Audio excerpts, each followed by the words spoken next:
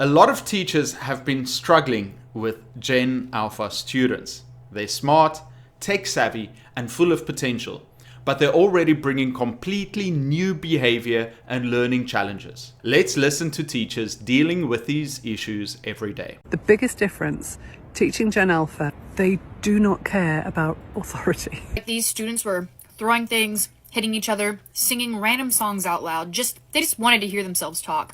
They were walking across the room, over the desks, and on the chairs, and everybody was talking over each other. It was crazy. Educators are reporting more students who struggle with basic interpersonal skills like taking turns, listening, and sharing. Skills previous generations picked up earlier. This whole Gen Alpha thing where they can't read, write, they disrespect their teachers, they're making teachers quit. I think that's insane. I thought kids are out of control. Teachers all over the globe are reporting that Gen Alpha, which are the kids raised with this new age technology, are performing 2 times lower than their grade level. I teach 7th grade, they are still performing on the 4th grade level. They can't read or write properly. Not only that, but the rate of teachers quitting has never been higher due to Gen Alpha's terrifying behavior, which is aggressive and defiant. Having to teach and work with you guys as children has been the most traumatic experience of my life. Educators say they are dealing with more emotional outbursts than in the past. Kids crying, yelling, or shutting down when a lesson doesn't go their way. Okay, I don't think we're actually ready or prepared for how truly feral this next generation is. I am with 2nd and 3rd graders, straight up, having straight look me dead in the eyes after I make a request. A request like, hey, go put your rulers away. No. Some Gen Alpha kids think, please wait means ask again, louder. They don't have any boundaries. They also love making up rules. You'll say, put down your chair, and they'll reply, oh, but teacher, Daniel said today is upside down chair day. And somehow Daniel is the teacher in class. I'm genuinely terrified for this next generation of children. I decided to work at a summer camp this year, and I didn't understand the severity of the brain rot. Not only is their lingo actually terrifying, but the entitlement and genuine stupidity, and I'm sorry to call kids stupid, but like, we are not smart anymore at all, is so scary. I had kids not knowing that there were 7 continents at the age of 12. Half the kids cannot spell without asking for how to spell it or just sounding it out, which is baffling to me. And I understand that there's like some 4-year-olds that I'm like, you don't even know how to write yet, like, you're chilling. But at the age of 8 to 12, if you don't know how to spell the word exit, it's kind of scary. Next issue is the genuine entitlement that kids nowadays have. And I'm coming at this from a youngest of 5, spoiled brat, youngest daughter. Like, I got everything I wanted. I never got in trouble. And I'm saying that these kids are entitled. I had a 10-year-old boy break down, like throw a literal hissy fit for 30 minutes over one rule changing in walkie-talkie tag, being that there can be more than one person guarding the jail. It's never been like that. You're trying to make us look... Calm down, you're 10. I had to literally Urban Dictionary so many words this year. The scariest part for me is watching the girls be so overly consumed about what they look like all the time.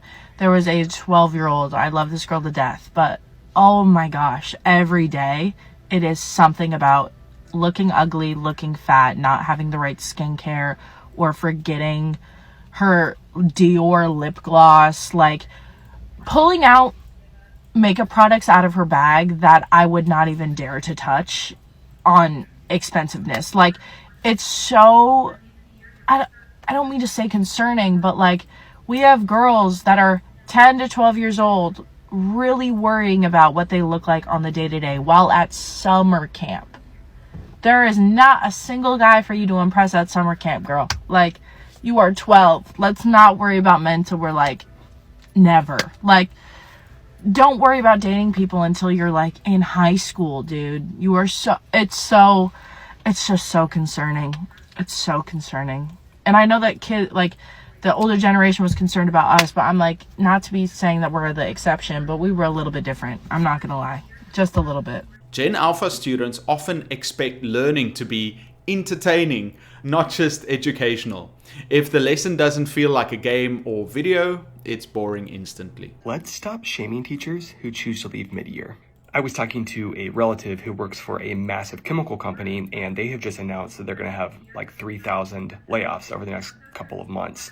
And he was telling me that, up to 6 months ago, there were not people leaving the company, and now everybody is actively job searching. And every single week, he's seeing people leave. This happens all the time, where one thing shifts, and then you think to yourself, I just can't stay here any longer. One exception for this. If you're a pilot or a surgeon and you're unhappy at your job, please land the plane and finish the procedure before you walk away. Frequently though, in the nonprofit space and in the school system, when you are working for a mission-driven organization, people seem to think that you have an additional obligation to stick with something longer, even if now the environment is no longer healthy for you. Yes, it's true that when teachers leave mid-year, that puts additional burdens on the rest of the staff who is still there, especially in the midst of a nationwide sub-shortage and teacher shortage. But that does not put that obligation on that teacher to stay in that situation when they just cannot take it any longer. Plus, if a teacher has gone to what is really their breaking point, chances are you don't want them staying with those students any longer either. So, instead of making them feel guilty, let's celebrate the fact that they're moving into something that is healthier for them, and then let's look at the systemic changes that have to happen to make all these positions more sustainable for teachers long term. Some teachers feel like they need to be performers instead of educators, constantly competing with YouTube, TikTok, and fast-paced digital content. I'm experiencing something that is really getting on my last damn nerves. So basically, I'm a teacher, I do supply work, I work in various different schools. I've been teaching for like 10 years. I've been in the game for 10 years, and before that I was a teaching assistant, so I've been in it even longer than 10 years. One thing that I'm noticing, this generation Alpha, bloody hell, they are a piece of work. And I'm seeing some teachers in America saying this, but so I work in year 2, and oh my God, I feel victimized by some of these 6 and 7 year olds. Like, they don't listen, they're violent as hell. Their academic abilities are so much lower than I've seen in my previous teaching years. They're helpless. You ask a question, they're just staring at you. They still can't form their letters. Like before, in a class of 30, you might have had maybe 5 or 6 students that, needed support to access the curriculum. Now it's like the other way around. You have 5 or 6 students that can access the curriculum, and then the rest of the class really struggles. It is bizarre. I don't know how we're raising them or what on earth is going on, but they can't manage their emotions. They're throwing tantrums left, right, and center. They hide under tables, they storm out, they don't listen to instructions. You tell them something and they just mock you and repeat after you what you've just said. They don't be quiet. It is stressful as hell. Like, it makes you contemplate walking out of the profession because it is just too much. Now, I don't know what on earth is going on. If someone knows, like, let me into like the secret as to what's going on. But oh my God, it is like, it is only lunchtime. What time is it? It is like just almost 1:45. So I haven't even done a full teaching day, and I've already had enough. Like, I'm ready to go home. Like, I'm so over it. I'm so done. You lot, what on earth is going on with Generation Alpha? Lack of social skills. Due to growing up in a digital world, many Gen Alpha students struggle with face-to-face communication, empathy, and conflict resolution. This lack of social development makes classroom interactions more challenging and increases behavioral issues. Not to sound like an old person or anything, but sometimes I just worry about the next generation.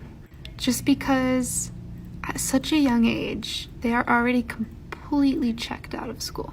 I gave my kids an assignment. It was like questions about our unit, about all the things we've learned. And I told them to answer the questions, you can use your notes. I even gave them the presentation we've been using. I said, you can use the presentation.